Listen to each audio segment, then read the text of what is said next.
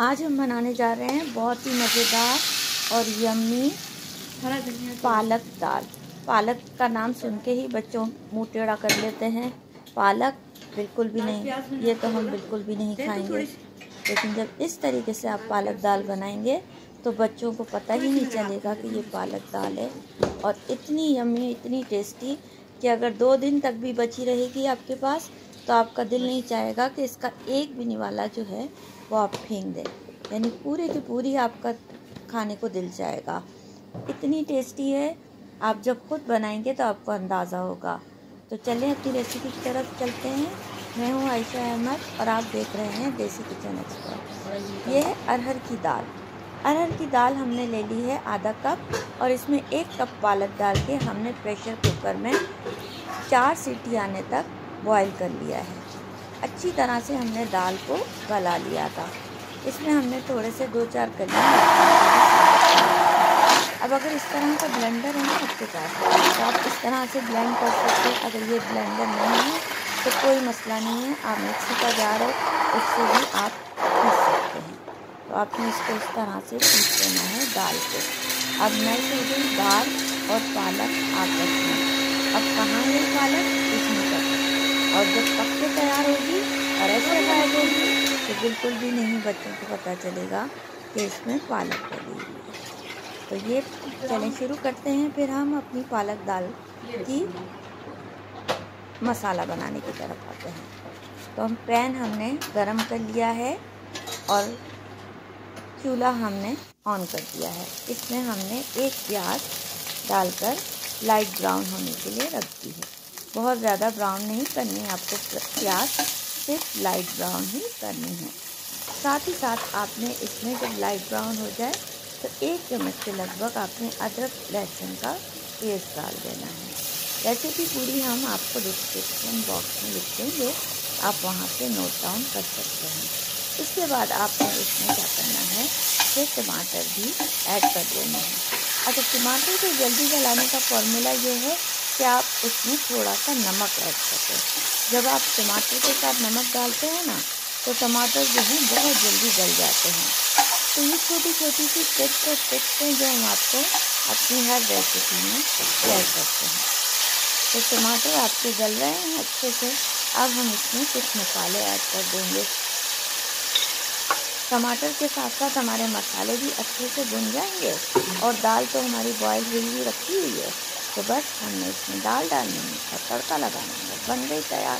तो हो गया झटपट हमारा काम आसान। तो ये 10 मिनट में बनने वाली रेसिपी है।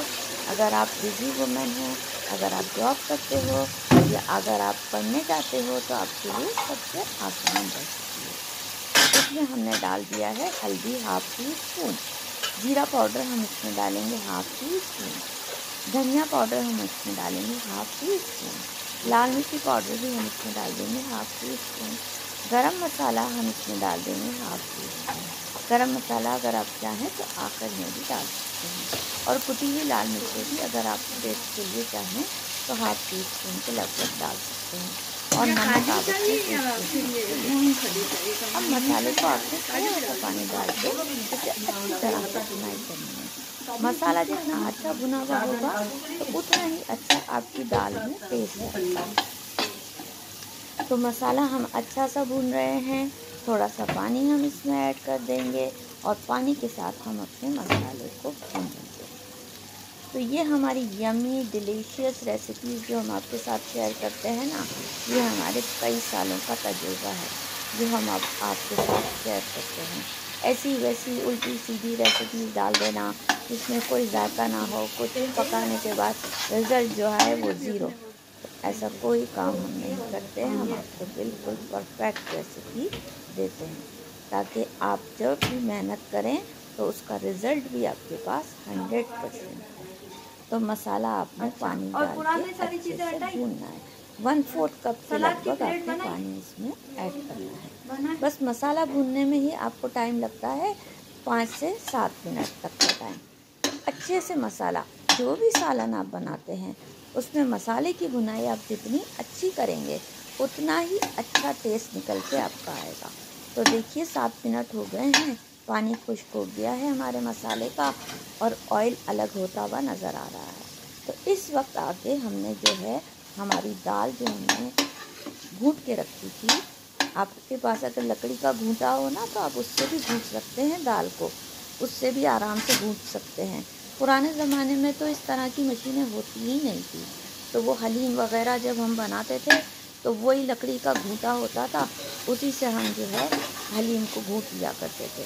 लेकिन आजकल की तो लेटेस्ट टेक्नोलॉजी है, हर काम मशीनों पे आसानी से हो जाता है, तो बस हमारे पास भी मशीन थी, हमने उसी से घूट लिया। तो ये मसाला हमारा जो है ये अच्छे से भुन चुका है। अब हम इसमें अपनी दाल को ऐड कर देते हैं। दाल हमने ऐड कर दी इसमें। तो रेसिपी बनाना बहुत आसान हो गया है आजकल के दौर में खाना बनाना, वरना एक ज़माने में खाना बनाने के लिए सुबह 7 बजे से जो तैयारी शुरू होती थी तो दोपहर को 1 बजे जाके खाना तैयार होता था। अब तो 10 मिनट लगते हैं सिर्फ खाना बनाने में, 10 मिनट के अंदर अंदर आपकी रेसिपी बन के रेडी हो जाती है। अब ये जो मसाले में आपने दाल डाली है ना, तो इसमें थोड़ा सा पानी भी डाल देंगे हम, उसी प्याले में हमने थोड़ा सा पानी डाल के ऐड कर दिया। अब इस दाल को आपने हल्के पे 15 मिनट तक पकाते रहना है। आधा ढक्कन ढक के आपने दाल को 15 मिनट तक बिल्कुल स्लो फ्लेम पे पकाना है।